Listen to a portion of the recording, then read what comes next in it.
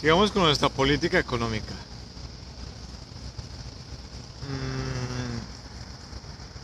Entonces ya entenderán ustedes la importancia de la política económica en el tema del análisis de entorno de los negocios.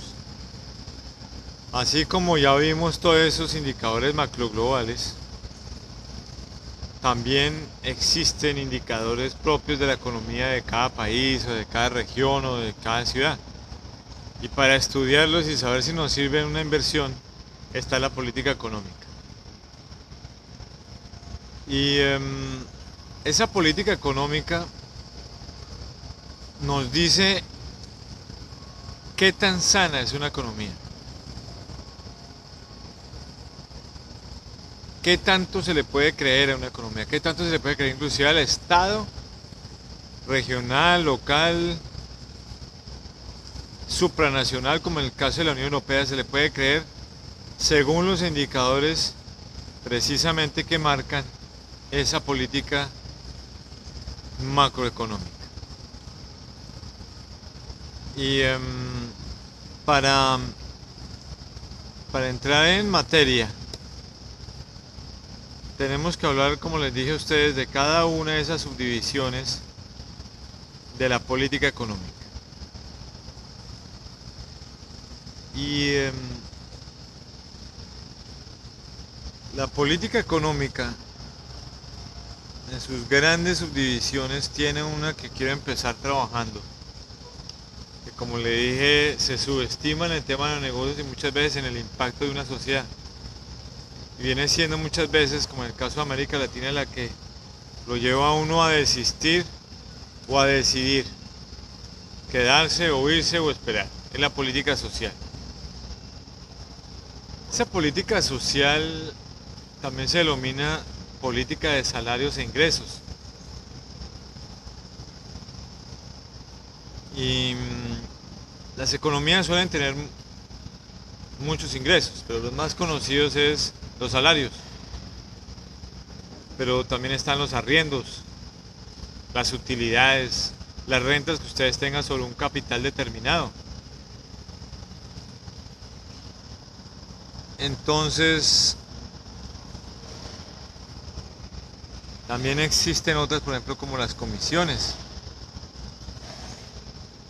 Son ingresos propios de la economía. Y en ese concepto de política económica centrada en los salarios e ingresos, yo les comentaba a ustedes que efectivamente es la que posiblemente hoy en día más estudian los inversionistas, por ejemplo, cuando van a Colombia. Cuando, y si es el caso de que vuelven, que yo sé que volverán algún día, el caso de Venezuela, Ecuador, Perú, es decir, todos los países de América Latina, es posiblemente la política que más se tiene en cuenta. Porque se centra en un elemento básico y es el tema de la equidad. Cuando yo hablo de equidad desde el punto de vista de la política económica, hablo de la repartición de la riqueza. Y hago un paréntesis, ¿qué será riqueza? En los negocios como en la economía, toda riqueza es todo objeto que sirve para algo. Puede ser desde una pintura hasta un esfero.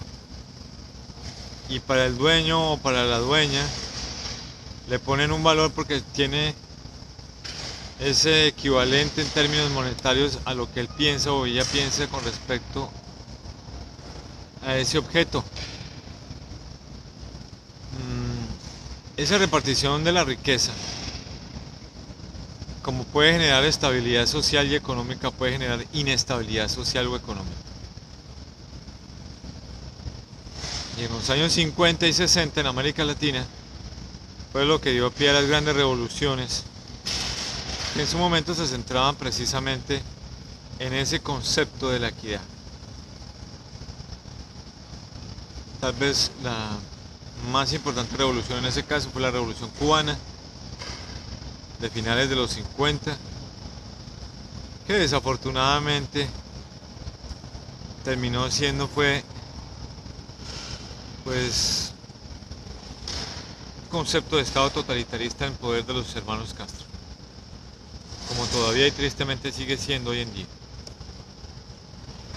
Entonces, los inversionistas a nivel internacional muchas veces cuando uno sale, lo primero que le preguntan, bueno, ¿y Colombia cómo está socialmente? ¿Cómo es ese tema de la paz que ustedes negocian? Que tienen unos grupos armados en armas, que es el ELN, que las FARC. Es que ahí hay problema de equidad, porque si hay problema de equidad debe ser que muy pocos tienen plata para comprar. Eso es lo que se pregunta hoy en día en temas sociales en materia de negocios asociado a América Latina, fíjense ustedes. Nos duele, pero es así y es lo primero que le preguntan a uno siempre que uno sale del país, el tema social, más que lo económico. Bueno.